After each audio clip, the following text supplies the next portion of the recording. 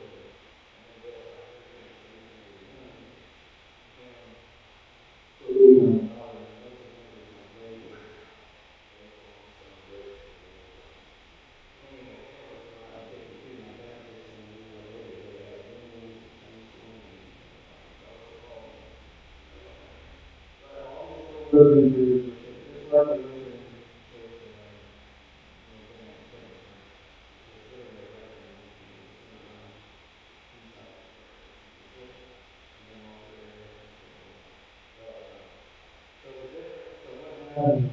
This was recently crazy that recently built from the evangelical Lutheran Church in America was so close to where Nazis started. So crazy time thinking about seriously this movement. Evangelical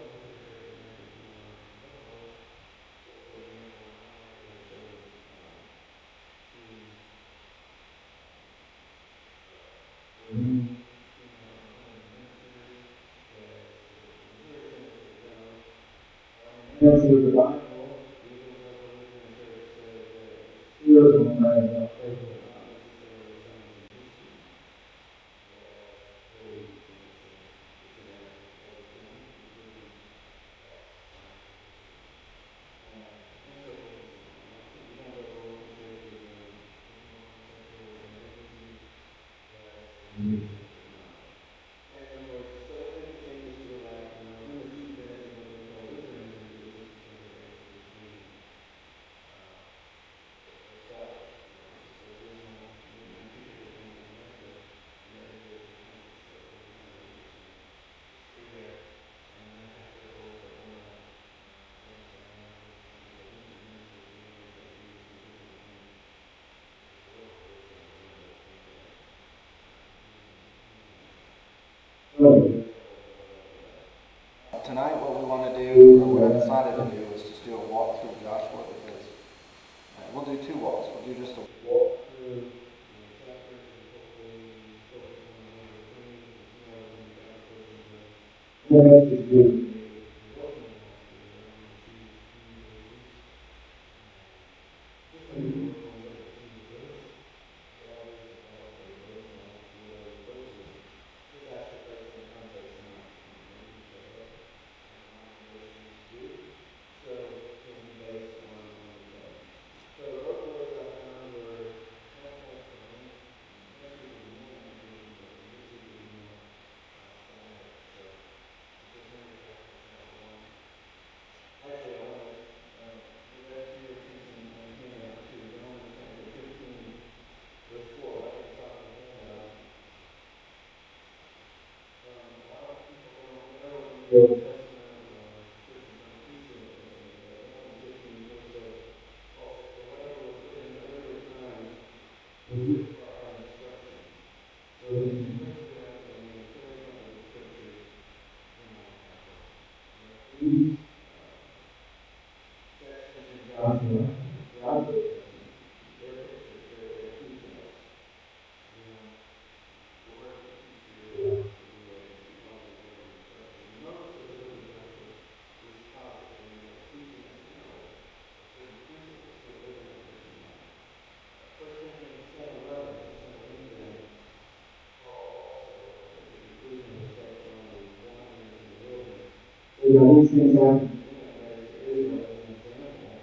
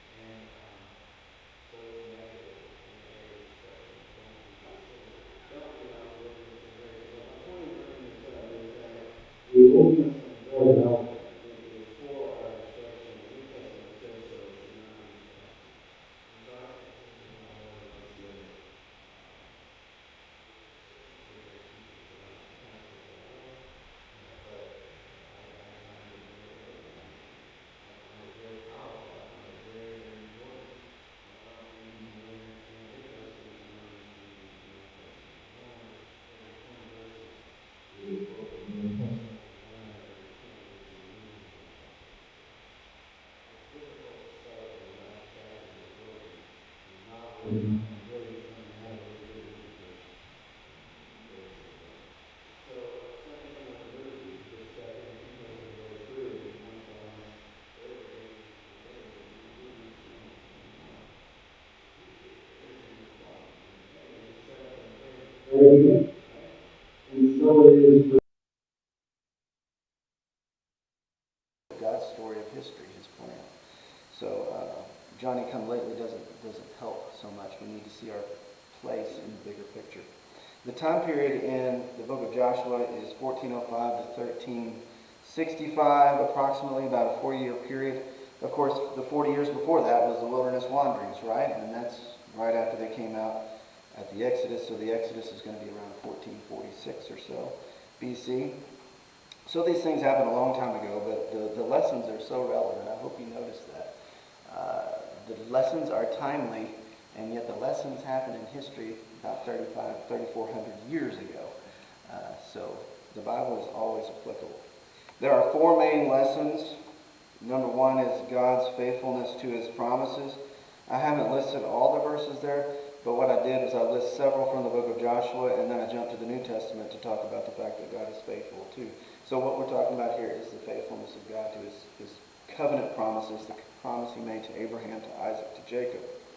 And we'll talk some about that. And as well, God is faithful to his promises to us. Number two, waging holy war requires unswerving loyalty to God. In other words, it would be very difficult to kill women and children and just slaughter them. But that's what the Israelites had to do. In order to do that, they had to have unswerving loyalty to God. They had to trust him and carry out his will. And of course, we're not waging holy war in the sense they were against physical enemies, but we are waging holy war in the heavenlies, in our spiritual warfare. And again, here we don't give any space to Satan and demons. We're not interested in not totally defeating them. We want to totally defeat them. And that's the parallel for us in the New Testament. And in order to be able to wage holy war as we are in the heavenlies, we have to also have unswerving loyalty to God. We can't compromise with the enemy. There is no compromise with darkness. We put on the armor of light. And I've listed some passages there that talk about the armor of God. You'll notice it's not just Ephesians 6, 10 through 17, but also Romans 13, 12, 2 Corinthians 6, 7, 2 Corinthians 10, 4, 1 Thessalonians 5, 8, Colossians 2, 1. Talks about our struggle. So I'm picking up the verbiage of warfare from those passages. And while Ephesians 6 is the central one, these other passages also talk about the spiritual warfare that we are involved in and putting on the armor of God. The third main lesson is that, the battle belongs to the Lord. In the final analysis, whatever the obstacle, whatever our enemy that we have to overcome, whether it's from the world, the flesh, or the devil, ultimately the battle belongs to him. He's the one who has to, do something to overcome our enemy. We can't do it alone. Even the armor itself that we put on is called God's armor. So this shows that, we can't win these battles any more than Joshua could make those walls of Jericho fall down or send hailstones on the enemy at Ahimah. He can't do that. Only God can do these things, and it's the same for us in our spiritual battles. Only he can win the battle. And we have to learn to trust him and appropriate his promises. And then the last main lesson, the fourth one, listen, trust, obey. That's a sequence you see repeatedly in the book of Joshua. The Lord speaks, Joshua is to listen, or the people are to listen, and trust the Lord's word, and then obey. Okay, and the trusting leads to the obedience. Once they begin trusting, then they're obeying, they're doing as he asks. The same thing is true for us, things like Romans 10:17, faith comes by hearing, and hearing by the word of God. And, 1 Corinthians 7:19, we need to be obeying his commandments. That's an outworking of listening to his word and trusting it, and then, naturally, then obey, okay? So, let's go through some of it, just chapter titles. If you go to Joshua chapter 1, I don't know what the titles are that your Bible put in there, and sometimes they're good, and sometimes they're okay, and sometimes they're not so hot. But, you go through as an exercise and try to give chapter titles yourself. Okay, what would I title this chapter? So that's basically what I've done. And try to make it easy to remember. So chapter 1, I call Joshua's commission. And the main part of this chapter that is repeated over and over is that God is faithful to the covenant promises he made to Abraham. So take a look with me in verse 2. Chapter 1, verse 2. Moses, my servant, is dead. Now therefore arise, cross this Jordan, you and all this people, to the, what? Land which I am giving to them, to the sons of Israel.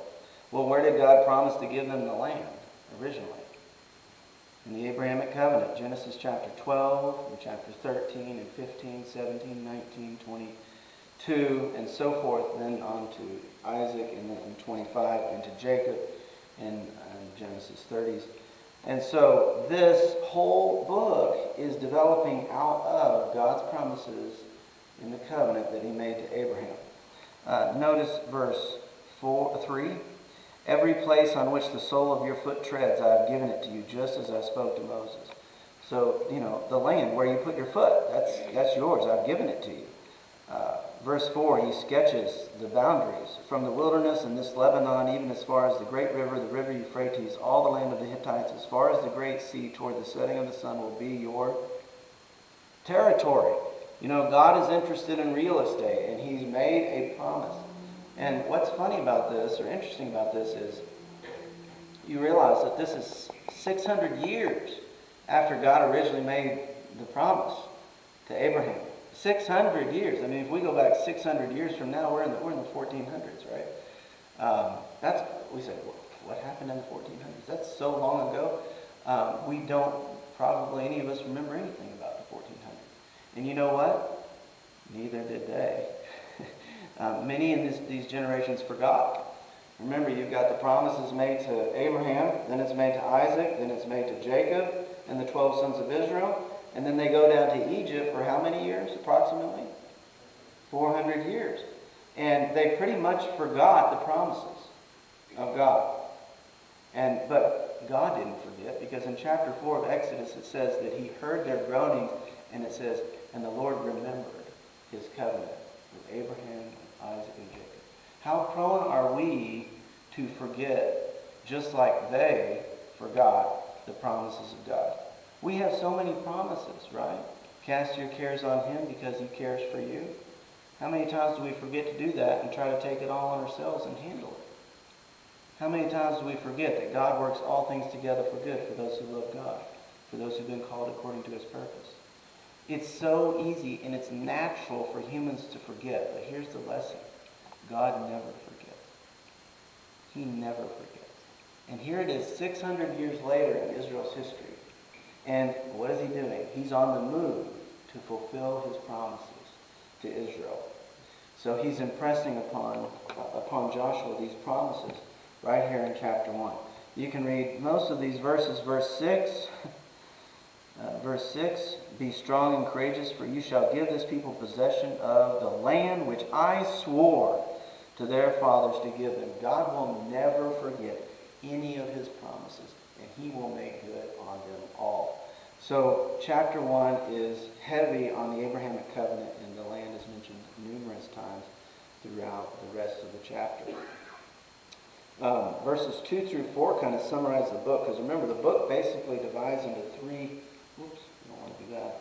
The book basically divides into three sections.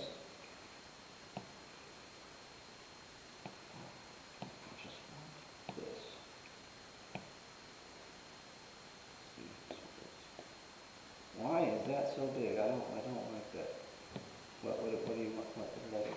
I don't know about that. I missed to turn it on. You can tell I'm out of practice. Well, it's kind of messed up today.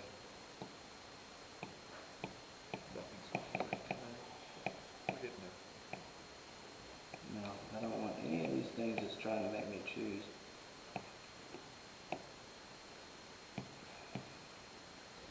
Sometimes it just... What's going on? Is it coming? It's not. It's going to take a minute to come up. Okay. well, while we wait, this book basically divides into 3 sections. I said 2, but really it's kind of 3. So chapters 1 through 12 are summarized really by verse 2, and that's the conquest. It says, Moses, my servant, is dead. Now therefore arise, cross this Jordan, you and all this people, to the land which I am giving to them, to the sons of Israel. So that's a summary of the conquest, isn't it? Okay, so if you ever want to know a quick review of the book of Joshua, just read chapter 1, verses 2, 3, and 4. Quick overview. Verse 3 covers chapters 13 through 19, which is the settlement. The settlement. Every place on which the sole of your foot treads, I have given it to you just as I spoke to Moses. So they're going to inherit. Their foot will actually tread on this ground. It will become their inheritance. That's their settlement. And verse 4, from the wilderness in this Lebanon, even as far as the great river, the river Euphrates, all the land of the Hittites, and as far as the great sea toward the setting of the sun will be your territory. Verse 5, no man will be able to stand before you. This is really the end of the book, the last 4 chapters, 20 through 24. No man will be able to stand before you, Joshua, all the days of your life. Just as I've been with Moses, I will be with you. I will not fail you or forsake you. By the way, that's a great lesson. The Lord will never fail you. He will never forsake you. People may fail you. Friends may fail you. Family members may fail you. Co-workers may fail you. But you know who will never fail you? There's only one person who will never fail you. And that's the Lord. Never. And he'll never forsake you. And he's not going to forsake Israel either. He made promises, and he's going to make good on his promises. So there's a summary of the book there. This chapter also teaches us to become strong in faith by meditating on the Word. Verse 6, be strong and create. Now when it says be strong, really the grammar in the Hebrew is more like become strong. It's not saying like work it up, be strong, like be a tough guy. It's saying become strong. Well, how do you become strong in faith? Well, you have to meditate on the Word. That's the only way. And that's why he says in verse 8, this book of the law shall not depart from your mouth, but you shall meditate on it day and night, so that you may be careful to do according to all that's written in it. You have to meditate on the Word of God. That's how you become strong in verse 6. And then courageous, that's courageously living by faith. And you've got to admit that some of the cases in the book of Joshua are courageous. They were courageously living by faith. You've got to be pretty courageous to just march around a city for once a day for 6 days. This is pretty courageous, right? You're really trusting the Lord here, because this is no military strategy that anybody in the history of the world has ever used successfully. And now we're doing this, what seems like, and from the human logic, stupid. Okay, one of the stupidest things you could ever do. And then you do this again on the 7th day, 7 times. And then, okay, is anything going to happen? We all shout and the trumpets sound, and yes, okay, the battle belongs to the Lord. He takes the walls down. But from any human standpoint, that's definitely courageously living by faith. And, honestly, the Lord tells us a lot of things that, just kind of seem stupid to do in the New Testament. Some of the commands, they just seem. And the world looks at this and they think it's stupid. They think that, cast your cares on him.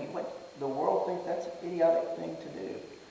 Or pray without ceasing. They really think that's stupid, because they don't think there's a God there. You're just breathing air.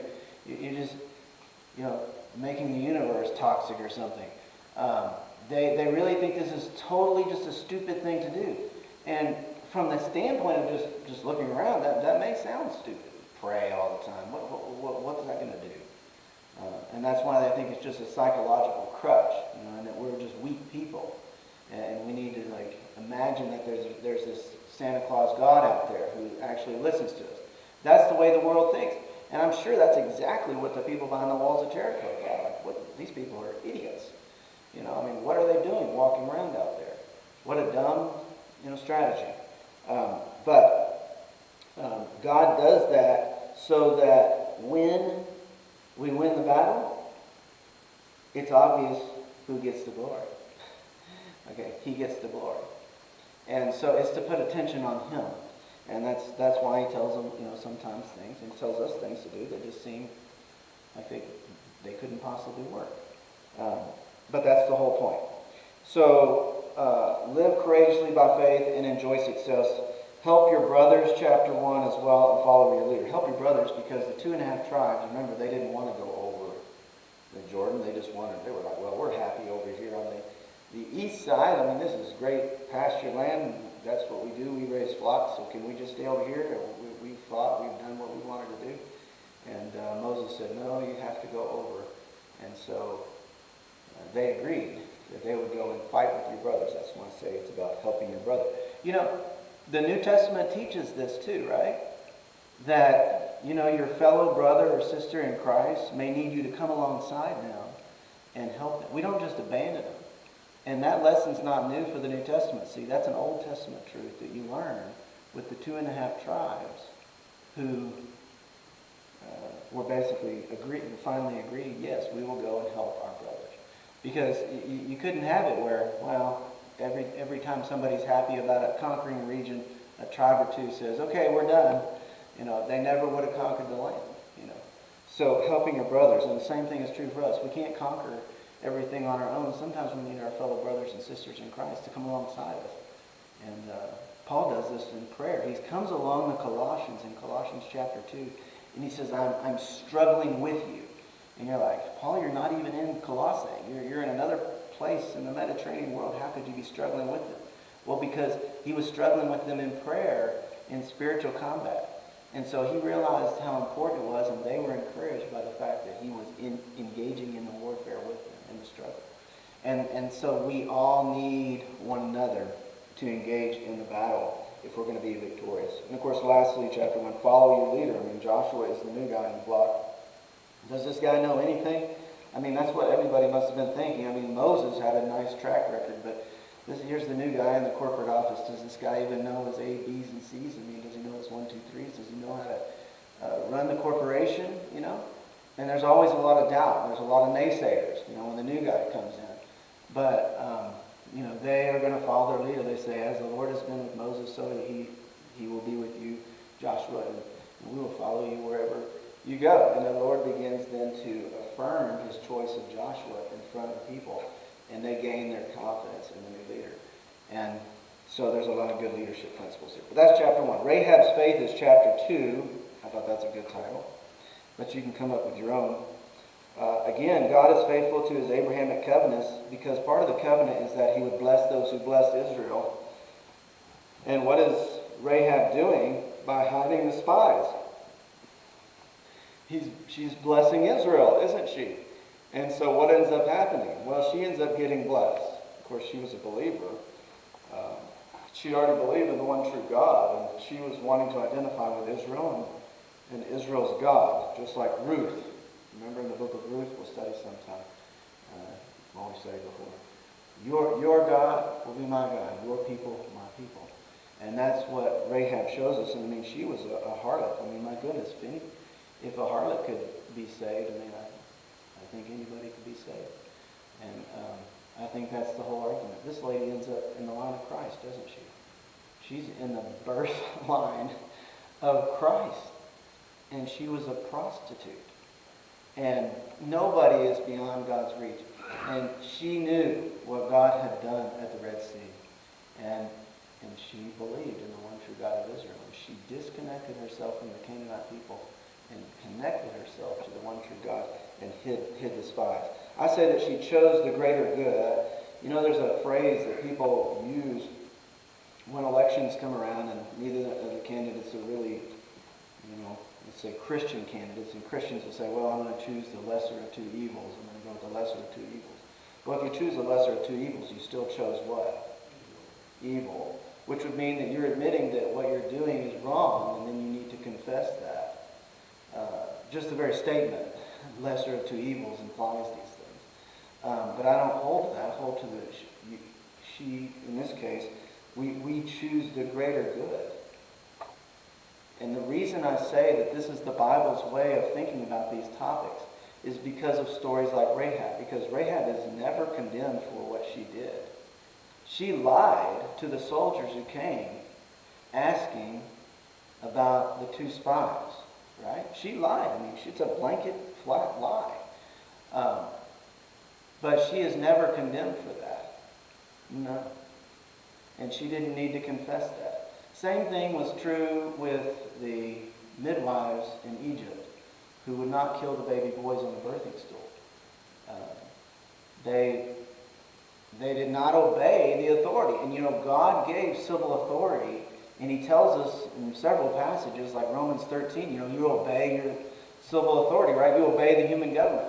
But when the human government tells you to do something that you shouldn't do, or it's an evil, you don't do that, right? I mean, you shouldn't do that. In this case, they could have obeyed their civil authority. Rahab could have. She could have obeyed her authority there and told them the truth, and it would have resulted in the death of 2 Jewish spies. Okay? But they were innocent. And so that would have been turning over someone innocent to death. And so she chose the greater good. And the greater good was to save their lives.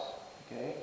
In other words, it was better to lie to save life than it was to lie and have people die, or to tell the truth and have people die. See?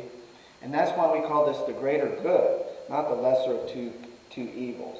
And throughout the Bible, it's consistent. It's consistent. People who weigh the two options, and neither one may be the one great options, but they choose the greater good, they are never told they need to confess their sins or anything like that. They're always commended. And God blessed Rahab for what she did. Okay? So, that's the way that we are to look at that. In this passage, we find, chapter 2, we find that God had prepared the way. In other words, the inhabitants of the land already knew about him. They were psychologically defeated. Chapter 2 really is there for that purpose. The last verse in chapter 2 shows us that, so let's read it. The spies come to Joshua. They give the report. They say, "Surely the Lord has given all the land into our hands. Moreover, all the inhabitants of the land have melted away before us." I mean, they were psychologically defeated. They already knew that, the God of Israel is the one true God of heaven and earth. And we're in deep trouble. But for whatever reason, they didn't leave. It would have been a good idea to just abandon the place, right? Just leave the land. It would have been the wisest thing they could have done. Then they could have made a covenant with Israel from a distance and remained in good standing with them and with the God of Israel. But they chose not to. And so we'll find out later what happened to them. Chapter 3, crossing the Jordan. This chapter has many lessons, but wait on the Lord to go before you. Remember, it said when the priests take up the Ark of the Covenant, they will go toward the Jordan River, and the text says, but wait till they get 3,000 cubits away, which is, not 3,000 cubits, 2,000 cubits, which is 3,000 feet. So 3,000 feet, which is a little more than half a mile. Wait for the priests to get that far ahead. Wait on the Lord to go ahead of you is the lesson, right? Let him go before you. Let him prepare the way. And then it says everyone follow the ark. It doesn't say follow the person who's following the person who's following the person who's following the person who's following the ark. No, every person is standing far back, and everyone is to be focused on the ark, because that's the picture of God's presence. And everybody is to follow the ark individually. It's the same thing for us. I can't be a spiritual crutch for you. You can't be a spiritual crutch for your husband or for your wife or for your child. Everybody has their own individual spiritual life. And you, as an individual, have to live it. You have to follow the Lord. Okay? And you're not going to get brownie points because, your dad was a pastor or your grandfather was a preacher or led the choir or taught Sunday school. That doesn't matter. It's you. Okay? You're the only one. Okay? It's your spiritual life, and you are individually responsible. And that's a great picture that you have to follow the Lord. So they go to the Jordan River, and of course here the battle belongs to the Lord. I mean, it was at flood stage, right? Because the waters from Mount Hermon had melted, and they had come down through the Sea of Galilee, and now we're just rushing through. There was no way to cross this, safely. If you're a Navy SEAL, like one of the 2 spies, they could sort their way across that type of thing. But for men, women, and children unskilled in these areas, there's just no way to cross. And we're talking over 2 million people that are going to cross. And so this battle obviously belongs to the Lord. And he does what he did at the Red Sea. He basically stops it from flowing downstream. It was like 12 miles upstream, remember, at the city named Adam. And it says the water stood up in a heap. People could see this. We went on the arch, when we went to St. Louis. We went up there. From the top of that arch at 630 feet high, you can see 30 miles on a clear day. And so they were able to look up and they could see 12 miles away. They could see this heap of water. And it says they passed through on dry land. It wasn't a muddy bottom. This is a supernatural, miraculous thing. What do you think this did for the Jews who crossed over? Well, the text tells us what it did. It says, by this you will know that I have gone before you, and you will defeat all the inhabitants of the land. So he was giving them courage, right? He was giving them courage. And of course, in the meanwhile, he was giving the people in the land discouragement. He was just stacking up psychological fear because they heard of this. They knew. So that's chapter 3. Chapter 4, memorials. The importance of memorials. Memorials are set up to teach later generations. Okay, and parents use these memorials to teach their children. Remember, they took the stones from the Jordan River and they took them up to Gilgal. And Gilgal was their base camp next to Jericho. And they stacked those 12 stones there. And this was to remind them that the Lord is the one who took them across the Jordan. And so, setting up memorials. We have 2 memorials that are left for the body of Christ. One is baptism and the other is communion. Especially communion. But these are both memorials. They remind us of truths. Right? When a person gets water baptized, it reminds us that the person who is being baptized, but when the moment they believe, they were crucified with Christ, buried with Christ, and raised to live a new life. Right? Its imagery is a powerful teaching tool. Same thing for communion. Right? You've got the bread and you've got the cup, and the bread signifies the true humanity of Jesus Christ, and the cup signifies his substitutionary blood atonement. That he came down here as a true human, and he, as our own substitute, went to the cross and provided atonement for us. And so these are memorials, and they're teaching tools, right? That's why God left these in history. And they had these types of memorials then to remind them of God's wonderful works. Okay. Chapter 5 is circumcision. That's a real wonderful topic. But circumcision, obviously, what was it a sign of? Why were the Jews supposed to get circumcised? It was a sign of what covenant? Abrahamic covenant. It's another promise. Remember, we have promises in the Bible. They had promises. This was a sign of certain promises that were contained in the Abrahamic covenant. And, everybody in time would come, let's just be a little oblique here and say everybody would come face to face with these promises at some point. If you grow up and you get married, you're going to come face to face with these promises. Okay? You can't forget these promises. Okay? Because that's what they were a sign of. Okay? And that generation had gone into the land, but they weren't circumcised. They'd wandered around the wilderness. And all those who were born in the wilderness weren't circumcised. So they needed to be in order to enjoy the conquest, because these people hadn't even recognized the sign of the Abrahamic covenant. And Genesis 17 said if you weren't circumcised, you're to be cut off from the people, which means killed. Okay? Remember Moses? Moses in the book of Exodus is raised up to be the deliverer, and he tried to do it on his own. He struck the Egyptian, right? Well, that didn't go so well. He had to leave Egypt. He was gone for 40 years. While he was gone tending the sheep of Jethro, he married one of his daughters, right? And I can't remember her name, but I know her name means bird. I remember that. And when God called him, he's 80 years old, to go back to Egypt and set the people free. As he's going back, they had a son named Gershon. And he had not been circumcised. And along the way, God made it clear that he needed to circumcise his son. Because how can you be the leader of Israel and you don't even recognize the Abrahamic covenant by bringing your son to the circumcision table and having the sign of the indelibly engraved, let's say, in his flesh. See? And so it was very important that generation be circumcised if they wanted to have success in the conquest. They also ate the first Passover in the land. They'd only eaten a few Passovers. I mean, you got the one in Exodus 12, and you got one, I think this was only the third or fourth Passover they'd ever celebrated. But it's the first one they celebrated in the land. And of course, that is to remind them that God delivered them out of Egypt. And so if he delivered them out of Egypt, what do you think he's going to do now that they're in the land? He's going to deliver them from all their enemies and give them victory, see?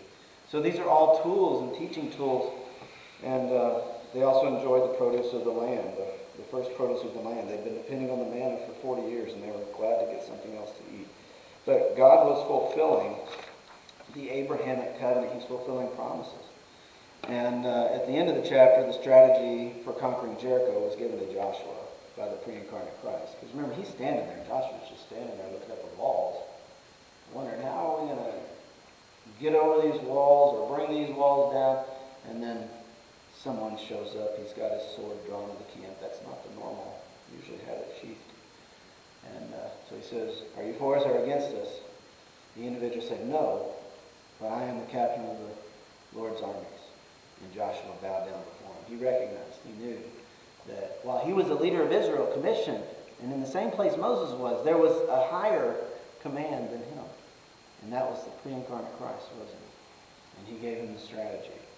But it seems to be kind of a silly strategy. But that brings us to chapter 6, the conquest of Jericho.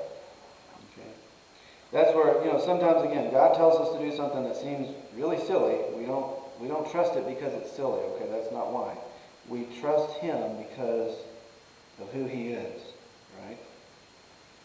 And he does things a way that only he can do in order to magnify himself.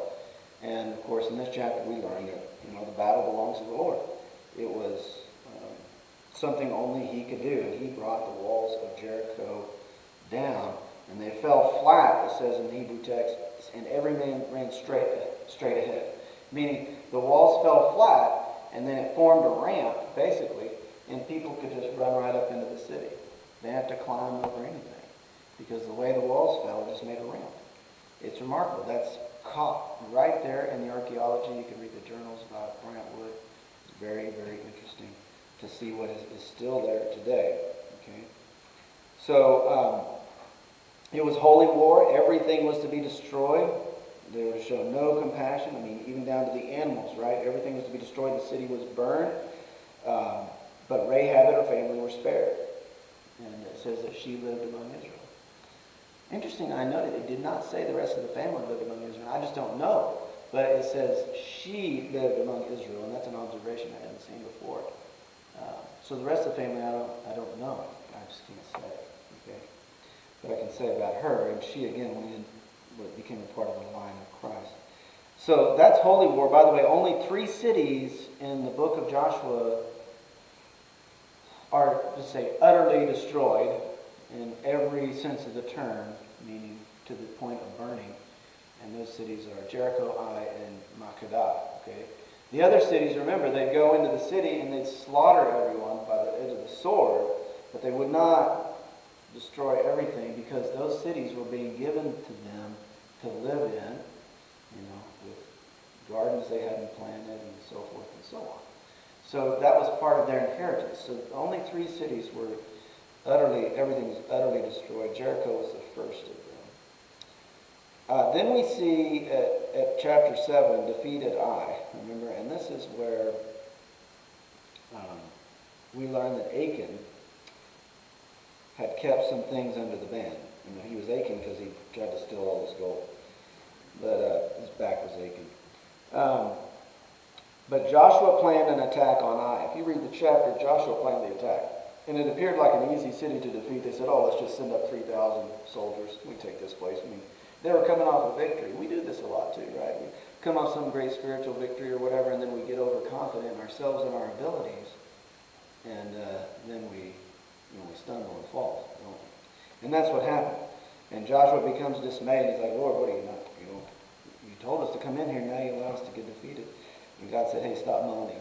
You know, I love how God is. He's like, he doesn't kind of put up with that when we act like babies. He's like, oh, get up. He said, get up, Joshua.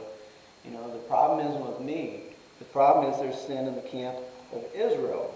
And the problem with that is, you know, and the New Testament talks about this too in 1st or 2nd Corinthians 5. 1 Corinthians 5, where you have sin in the congregation and nobody's doing anything about it. And Paul says, I will turn this one over to Satan. Probably some kind of form of discipline he's talking about.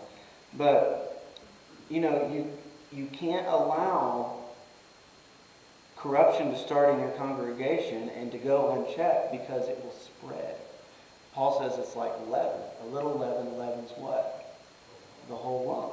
You know, that's not a new lesson for the Old Testament. Israel learned that, and the lesson originally comes from the story of Achan. Because it was Achan and his family, and they were all involved in this, right? They all knew about the things they stole from Jericho. And then the whole army, you know, the army of Israel goes off, 3,000 of them, and they lose the battle, and, you know, 39 men are killed. And they realize at this point, like, there are consequences for the whole. And it's the same thing in the church. If you have an individual or individuals who get involved in sin, and everybody just kind of turns away and doesn't want to do anything about it, then it's going to corrupt. A little leaven leavens the whole. And then you're going to, you know, you get come under God's discipline at church. So, you know, and you see a lot of that in Revelation 2 and 3. Revelation 2 and 3, most of the letters, not all, but most of the letters are addressing some sin going on inside that congregation. And, you know, the Lord says, hey, look, you have to deal with this. You have to take care of this. Because if you don't, story of Achan all over, right? There's going to be consequences. So, that's the story of Achan, and that's why they were defeated. Okay. Chapter 8 gives the conquest of Ai, and it teaches us that failure can lead to being dismayed. I mean, you know, when I fail. If you fail today, you may have felt dismayed. Or yesterday or the day before. You know, you may have gotten down and just feel like, you know, you can't be successful, or feel guilty, or feel like the Lord is frowning on you, or something like that. But wait. You know, wait on the Lord, okay? And He will go with you. He will never leave you or forsake you. Back to the truth in chapter 1, right? He will never fail you. He will never forsake you. And so the Lord gave a strategy to take Ai, different than the strategy at Jericho, which is important because it shows His works are versatile. I mean, I can imagine most of the people say, oh, the Lord, what did He tell you, Joshua? You get to walk around the city again? And He's like, no, it's a different strategy. He wants us to use deception, and He wants us to use an ambush. And so the Lord's works are versatile. Okay, but again, the battle belongs to the Lord. The Lord set all this up. And Joshua listened, okay, and he trusted the Lord and obeyed, and they defeated Ai. And that's one of our major truths for the book. Listen, trust, obey, right? And it was a total slaughter. They utterly destroyed them. And then they go up to Shechem. They build an altar to the Lord. They have a covenant renewal ceremony. Everybody's committing themselves to obey the law of Moses because that's the... they have to do that, obviously, if they're going to be victorious. Chapter 9, super interesting chapter because here's another failure, right? They get deceived. Remember? They get deceived by the Gibeonites. The Gibeonites come out, they're all... It even uses the word craftily, which we, in our mind's eyes, immediately we think back to the serpent in Genesis 3. And we're supposed to, because the methods that were used by the Gibeonites are the same methods that Satan uses. And that's why this chapter becomes a foil for learning about deception and how to detect it. They posed as if they were from a far country. They hoped to enter a peace covenant with Israel. They met him out in the wilderness, not in their cities, of course, because that would have been a dead giveaway. They even quoted Scripture and talked about the great works of Israel's God on the other side of the Jordan, as if they didn't know anything about the ones in the land, because they weren't supposed to know about those if they lived in the land, right? If they lived in the land, they would have known about that. So they are very crafty in what they reveal. They know about this God and what He's done, and they keep pointing to their worn-out clothes and their moldy provisions, to assure Joshua and the elders that, oh, we're from a far, far, far away place. But see, it was all a deception. And the text says that they did not inquire of the counsel of the Lord. They didn't ask. They just listened and weighed the evidence themselves and looked at these people and went on appearances. And, in the end, they were completely deceived. It says 3 days later they walked up and they found out this was their city right there in the land. It was a terrible mistake, and they'd already made a covenant with them. Now they have to keep the covenant. And everything they do in that chapter is wrong. They were not supposed to make these people workers for the tabernacle, but that's what they did. They were not supposed to do that. If you read that chapter, one of the most interesting things about that chapter is the Lord never speaks one time in the whole chapter. And that's an observation I'm making the last couple of days, just reading Joshua over and over and over. The Lord never says a single word in that chapter. But you can hear the voice of Satan all the way through it. It is a remarkable chapter. So, that's chapter 9. Then, victory, chapter 10, victory of Ahiman and the conquest of the southern portion. So by this point, they've entered straight basically into the land from the east, moving west, took the high ground, and then they moved south. Okay? In this chapter, the Gibeonites came under the attack of 5 kings, and they said, well, you've come into a covenant with us, so help us, Joshua. You've got to help us. And the Lord did say to go, and so they did. They marched all night. I joked a little bit here, I think, with Joshua, who was in his 80s. He's probably 80 years old. And the march is something like a 18-mile hike over elevation of 3,500 feet. And he's at that age, and he makes it through the night. It's probably about a 7-hour hike. That's tough for an 80-year-old. That's tough for a 40-year-old. Okay? That's tough for most 25-year-olds. Okay? And this guy did it. Okay? This guy did it. The Lord sent hailstones upon the enemy as they fled, remember? And they were like laser precision, just taking out the enemy. I mean, it must have been a remarkable thing. Can you imagine being there? And you're fighting hand-to-hand combat, and these giant hailstones are falling out of the sky, and not one Israelite is being struck, but only the enemy. Repeatedly. One's about to strike you down, and before they can, what happens? They're struck by a hailstone. And it must have been quite troubling for the enemy. And no wonder they were fleeing. And we followed the routes and watched where the kings went and hid in a cave and so forth. And Joshua says, hey, we can't allow these people to get back in their cities. If we do, we're just going to end up fighting them again. So he prayed, oh Lord, make the sun stand still, the moon, And never has the Lord ever listened to a man in such a way, the text says. But what the Lord did is he extended the light so they could finish off the enemy. And that brings, basically every other city in the south, they basically took those cities and they just slaughtered everyone. And that's what it takes. So unswerving loyalty to the Lord in holy war, and of course in this case it's very obvious that the battle belongs to the Lord. I mean, he was fighting on their behalf in ways that only he could do, and which obviously brought glory to him. It puts him on display. And that's part of what's going on in Conquest. He wants all the other nations around to know who the Lord of the earth is. And that Hebrew word Adon, that title of God, Adon, ruler, sovereign over the earth. Okay, not just over one little area, not just Israel, but he's sovereign over everything on the earth. Okay, Adon. And then the conquest of the north, chapter 11. All the kings of the north, they decide that they're going to ally to defeat Israel in one battle.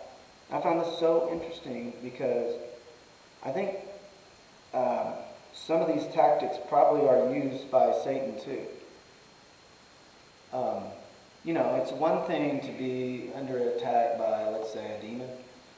You're being demonically attacked. It has happened to all of us in this place. Okay? And sometimes you don't know it, but it may dawn on you at a later point, or at some point you figure out, we've got to be under demonic attack here. But like, what if you continually win the spiritual battles? What might Satan try as a strategy? To send more and more demons. That's what they're doing here in chapter 10. All the armies are allying against Israel. They're saying, no, we're not going to take them on one by one. We're not doing that anymore because we keep losing. So let's all ally together and take Israel down, right? You think Satan could use the same tactics in our own spiritual lives when we're victorious over and over? That he's got to send more forces against that believer? Oh, I think so. I don't think he's stupid at all. I think he's extremely smart.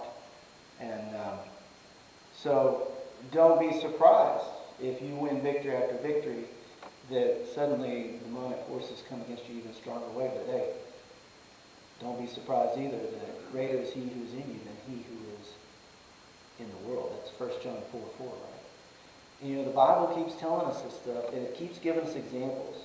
Here's an example, an illustration with Joshua and the armies of Israel, and all the northern kings ally at one time. And then the Lord said, don't fear. Don't fear. And he gave them a strategy. The strategy was, I want you to go and hamstring the horses. I want you to burn the chariots. And they listened, they trusted, they obeyed, and the battle belongs to the Lord. They had total victory. They had total victory. And I think the same thing is being stated in 1 John 4:4 for us. Greater is he who is in you than he who is in the world. You can have all the demons in the world come against you, and guess what? The one who's indwelling you, the Holy Spirit, is greater than them all. And you can't be defeated. He cannot suffer defeat, and he will never suffer defeat. So we have to just depend on him, right? Just like they trusted in the Lord's strategy. Wonderful, wonderful story. Chapter 12, Conquered Kings. Okay, so it's just, here's you go through the 31 kings that they defeated. I don't even know if we read all their names, but what is that showing us? It's showing us that God is faithful to his Abrahamic covenant promises because he's giving them the land. He's doing it. And they are, it's written. It is written. He does it. He keeps his promises. Chapter 13. The inheritance of the 2.5 tribes. Again, God is faithful to the Abrahamic covenant promises. He's giving them the land. And that land extends to the east side of the Jordan too, because the battle belonged to the Lord on that side. He defeated Sihon and King Og, right? He defeated those Amorite kings, and he gave them that land. So guess what? That land was covenanted to them too, on the east side. Okay? And they were receiving it, fulfillment of God's promises. And God always keeps his promises. Inheritance of Caleb, interesting story, right? Caleb was one of the 2 faithful spies. And when he came back with Joshua, he made a request of Moses that, the section that he had spied out, that he be given that land. And of course, everybody else from that generation died. It was just Joshua and Caleb that moved on with this generation. And here he comes up to Joshua and he says, hey, look, we've been you remember what Moses said back then? Hey, can I get my inheritance finally? This guy was 85 years old at the time.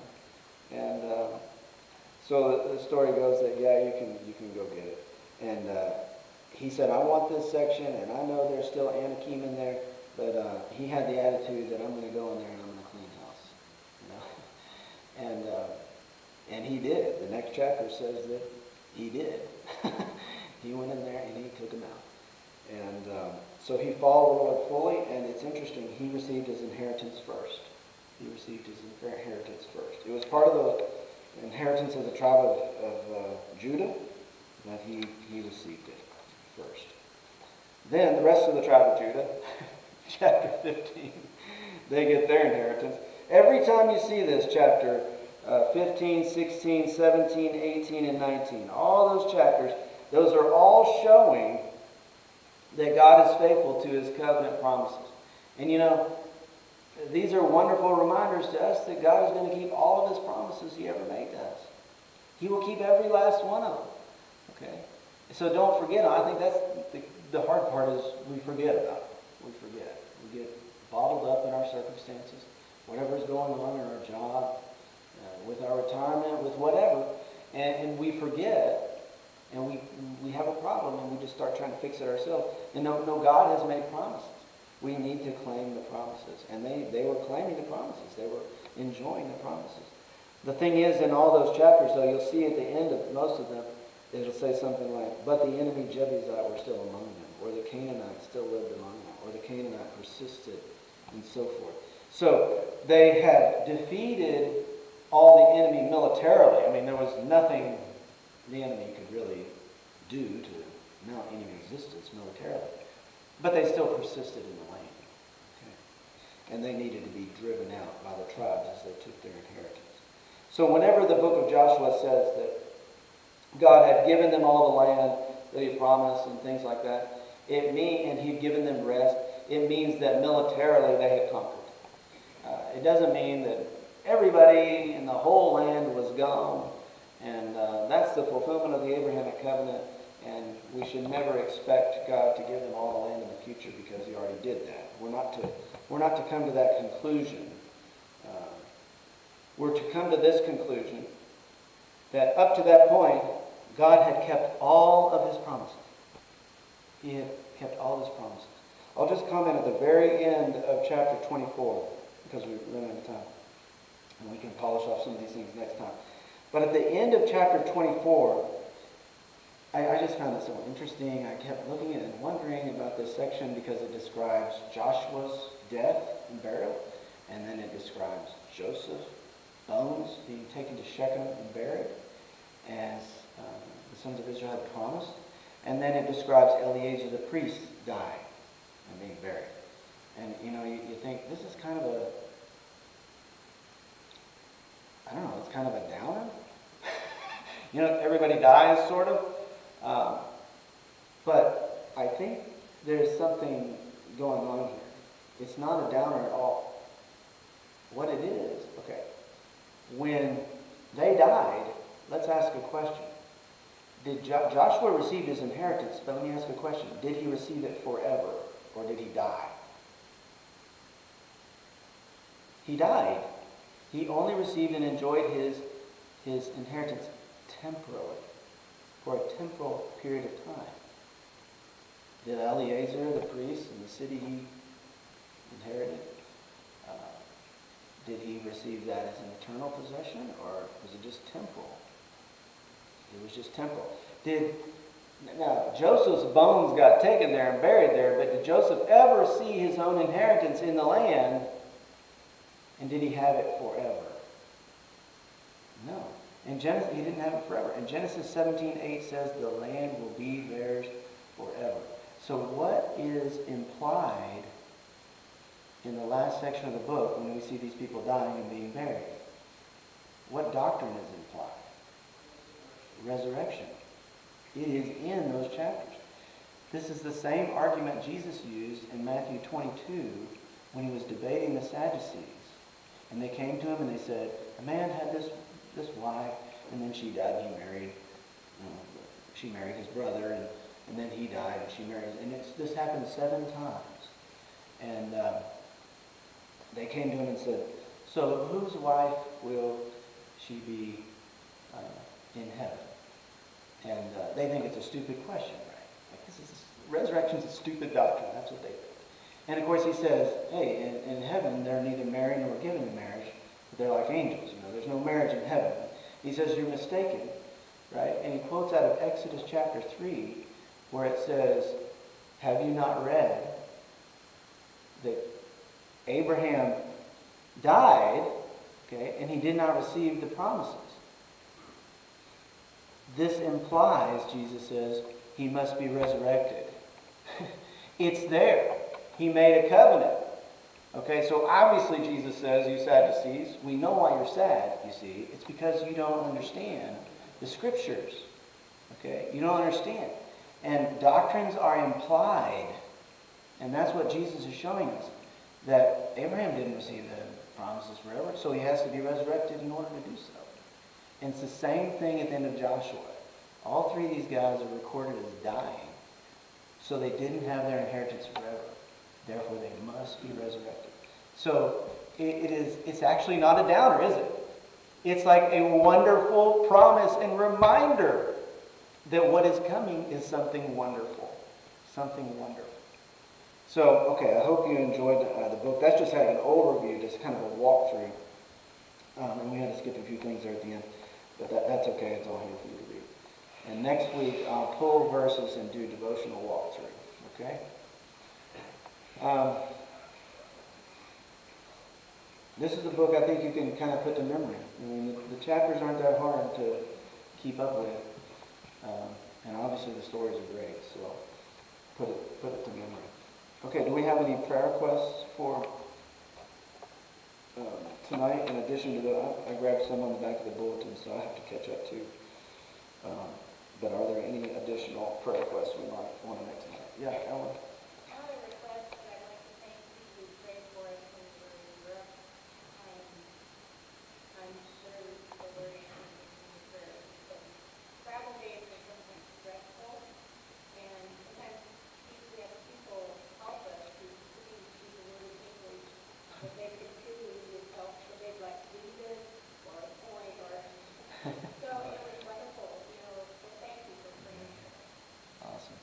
Like he was looking, he didn't fail you or forsake you, did he? Yeah, it was a Judy. And did you get the message on the prayer list about shame or love? No, I didn't. Shame of COVID. Oh, okay. And fortunately, Doug is staying at their son, so Doug was not exposed. And by the way, Doug, who has lung cancer, the doctor said it is now contained and they stopped treatment. Oh, okay. Jane went to a doctor who put her on ivermectin, hydrochloroquine, and Zinc? remdesivir, Okay, yeah. and the detox. So she had trouble getting the medication. There's only one pharmacy in Spokane that carries it. Family up on the South Hill, and her insurance company refused to pay for one. So it's really interesting the way politics have played into getting medicine. Yeah, for things that we know are not harmful. They were FDA approved, like 40 years ago when I was a baby. Okay, well, how's she doing? Do we know, or did she just get it, or what? She's doing well. Usually you have to take those pretty quick after you get it, Yeah. in order for it to be pretty She effective. was very fortunate to Okay. find out and get it right away. Yeah, okay, good. By the way, yeah, I know someone in the church who has access to hydroxychloroquine if anybody wants one. They just don't want to be like public, but if you can, I can get it for you quickly if you need it. Glenn?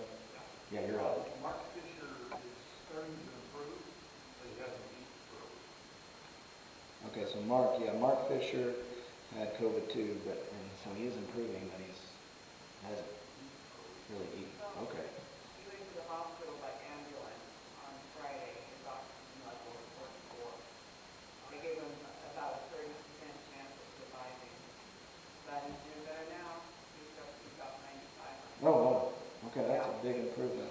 And Okay, big improvement. Yeah. John?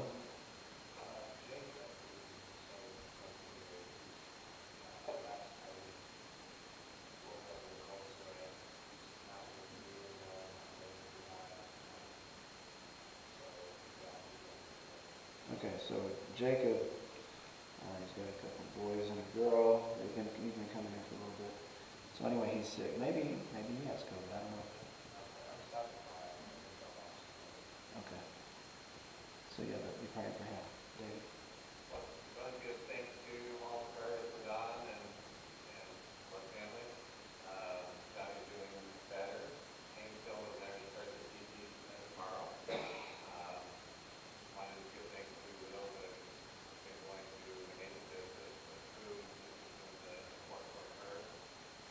And moving forward. Awesome. Good. Good. So Don's doing better. Starts PT tomorrow. That'll be fun. Anything else? Yes, Todd?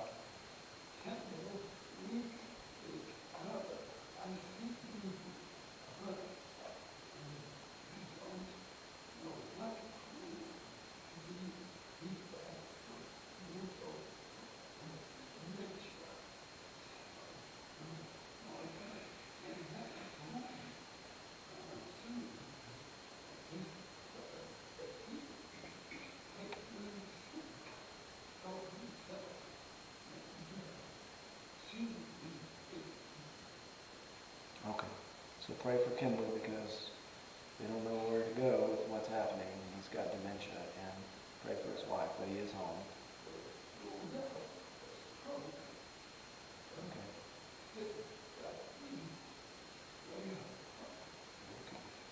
Okay. So they ruled out some things, but they don't have an answer.